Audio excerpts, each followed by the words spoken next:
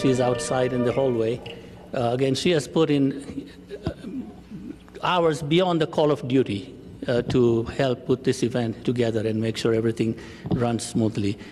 This year, the event has expanded. We have more involvement by community groups, other departments on campus, and we thank them for their support and interest and involvement. So I don't want to say I hope you will have an enjoyable day. No, I hope you will have an educationally enriching day, that your mind will open up to some new thinking that you may not have thought about before. So with those remarks, I welcome you and thank you, Dr. Adija. Thanks.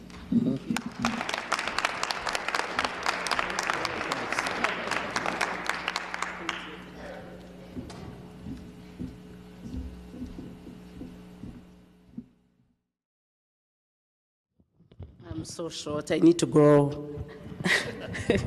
Thank you again, Dr. Tabani, for those words of wisdom. And welcome again, and thank you so much for being here this morning. Now, we're running out of time, so I'll try to rush into what we're supposed to be doing. I hate to say I'm rushing, because as a Rwandan woman here in the United States, as Dr. Tabani pointed out, I came here to this country 12 years ago. That was 4 years after the end of the genocide that has grieved my home country. And Rwandans, like many Africans, are big on ceremonies and rituals. So we're going to perform a few rituals today as a way for us to integrate that grieving time of human history, but also as a way to give ourselves permission to move forward. Before I get to that point, though, I really would like to emphasize the collaborative nature of today's event and this week's event, if I may point that out. And I would particularly like to thank our department chair, Dr. Tabani, even though he has humbly talked about everybody else except himself. But I have to say that if it hasn't been for Dr. Tabani's encouragement, for his oversight, his tremendous support, I don't think I will be able to do this.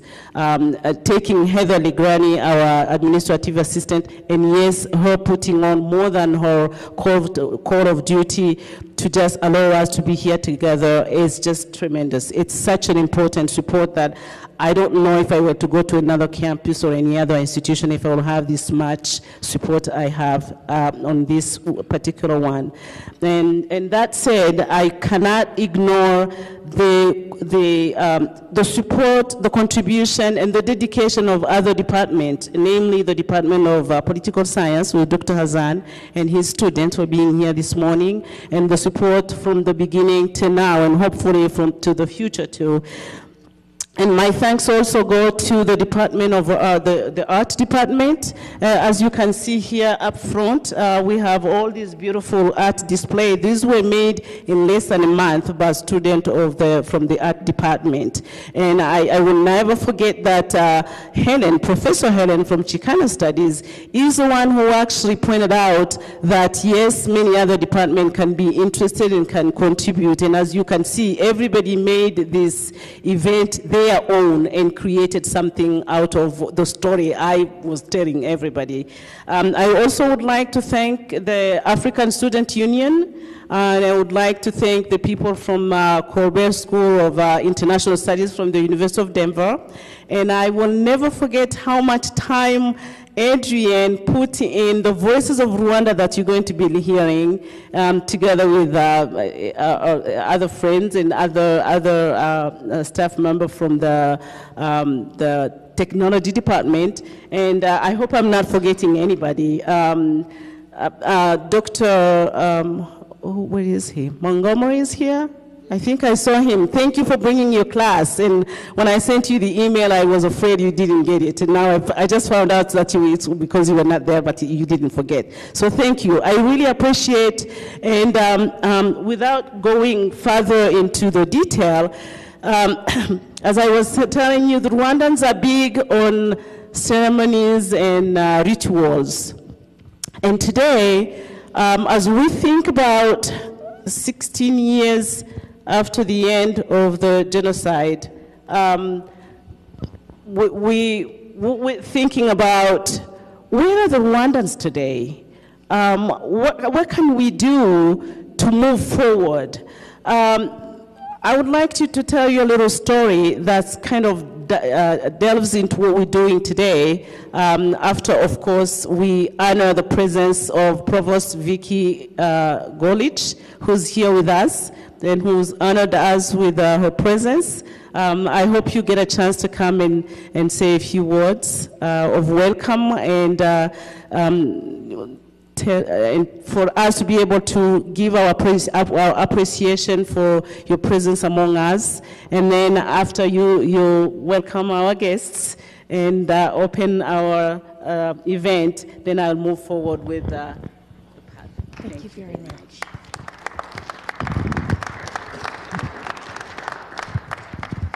Good morning. Thank you very, very much.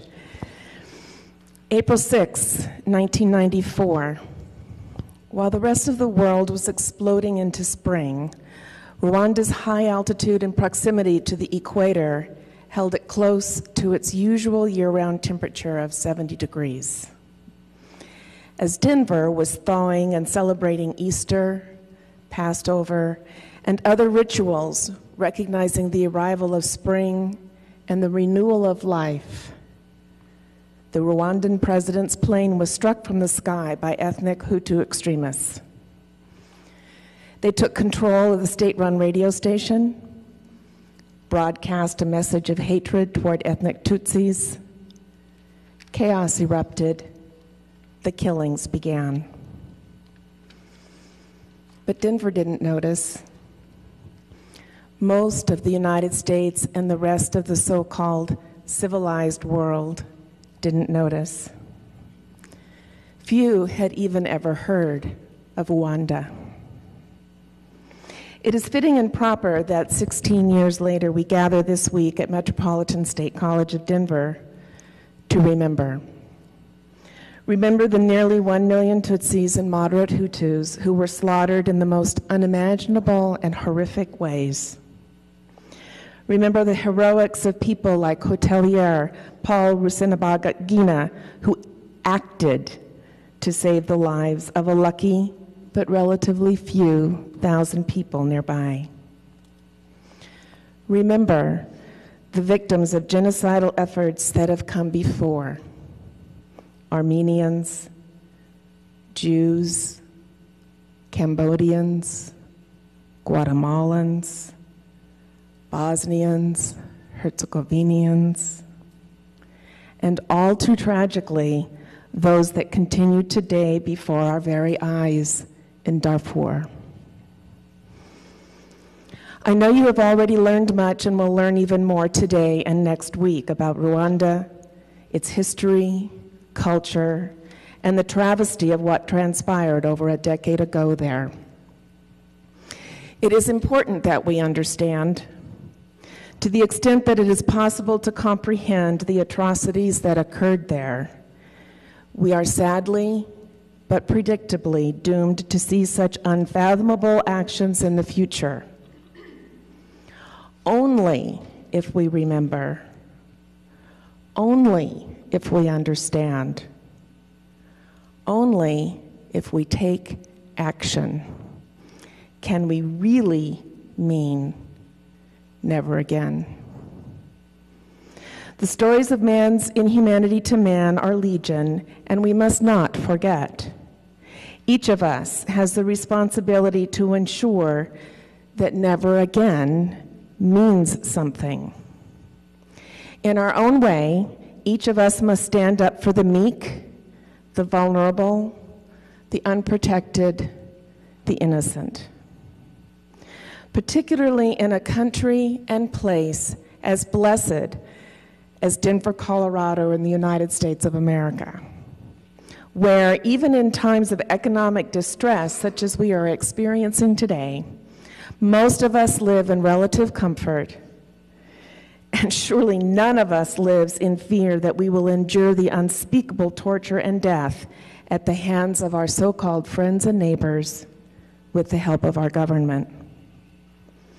We, more than many others in the world, have an obligation to remember and to take action according to our talents and our abilities. Award-winning photojournalist Corinne Dufka chronicled the 1994 Rwandan genocide for Reuters. To do so, however, she had to beg her editors to let her. Why?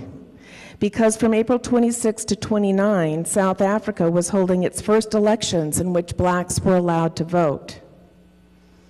Of course, we all recognize that that was a momentous event given the centuries of apartheid and the decades of struggle, including the martyrdom of folks like Nelson Mandela, needed to bring that country to a place where all its citizens could vote. Nevertheless, as Ms. Dufka explains, there were thousands of reporters and photojournalists in South Africa ready to tell that story. Her editors at Reuters feared that, quote, people don't want to see this kind of suffering and violence, end quote. Eventually, they relented, and Ms. Dufka was able to document far too many instances of atrocity in Rwanda. She has this advice for you who are willing and able to get involved.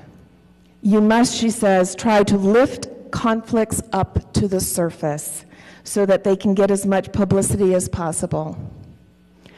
To do so, she says, quote, pick your area, get engaged in it, and get knowledgeable about it. Be proactive. Research these things yourself. Pick an issue you feel passionate about. Take the time to write letters to the UN and to your congressman. Harness your own brand of activism.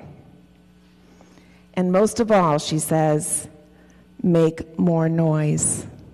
Welcome, and I hope you have a wonderful rest of today. As Dr. Dobani says, not in the sense of enjoyable, but in the sense of educational and learning. Thank you.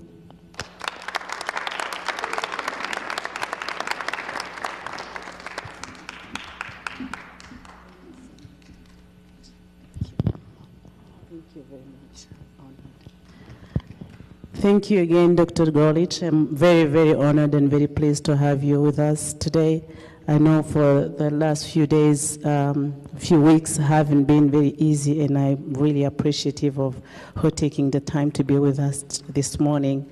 Again, for the sake of time, thanking again all the wonderful organization who brought forward to us the many actions that they have been taking to answer the call of the tragedy of Rwanda, but we also have to answer the call of the tragedy wherever we are in this world. And I like to remind people all the time that I'm a social worker. For some reason, I can't put that somewhere else. I wish I can, but I can't. And I'm very pleased of where I am. And working for the Department of African and African American Studies kind of gives me permission to really be who I am. To be the Rwandan woman I am, to be an educator, to be a social worker. Why am I pointing that out? As Dr. Gorlich pointed out, people are kind of tired of hearing of death and dying. But where I come from, death and dying are part of life. And it's only when we integrate it and give it its rightful place and know that we are here for a purpose, and that after that purpose we're going to go wherever we're going, depending on your belief system. But it's not something that we just put in under the rug and forget about it. And because of that, I would like to invite you to help me and help yourself. Help me integrate the tragedy of my people, and help yourself integrate the tragedies that probably are happening around you or maybe in your life. They don't necessarily have to be of the magnitude of a genocide. And for that, the Rwandans have different rituals, and one of them is called Inzira, the path. And among the Banyarwanda, Inzira is the path, carried the idea and the ideals of knowing where you're stepping and being able to move forward. When we go through the ritual of Inzira, the path, when I think about our deceased Rwandans, when I think about humanity in general, all over the place, wherever we step, every single person in the morning wakes up and puts one foot in front of the other foot, hoping to move forward. You as students, you as professionals, you as professors, wherever you are, you take a step every single day, hoping to move forward. Nobody takes a step to go to death. Even those who commit suicide, by the way, it's because they want to end the pain. It's not that they're not thinking about, I'm killing myself. They're thinking, there is so much pain, I would like to end it. So that said, the idea of the Inzira that you're going to help me perform goes with the idea of the fire. Excuse me. Fire among the Banyarwanda and among the Africans in general, if I'm not mistaken, is a symbol of hope. It's warmth, warmth of the relationship, warmth of the home, warmth of belonging somewhere, warmth of being accepted in your own skin and being accepted among your peers and among being accepted in your own community. And that shared warmth is what allows the Banyarwanda to light the fire when someone dies. We light that fire that we keep alive for 7 days because we would like that person to stay with us. We want to remember the good things that we've shared with that person. We want to remember that we're not alone in this, and that keeps us warm. And because of that, we're going to light a fire symbolically.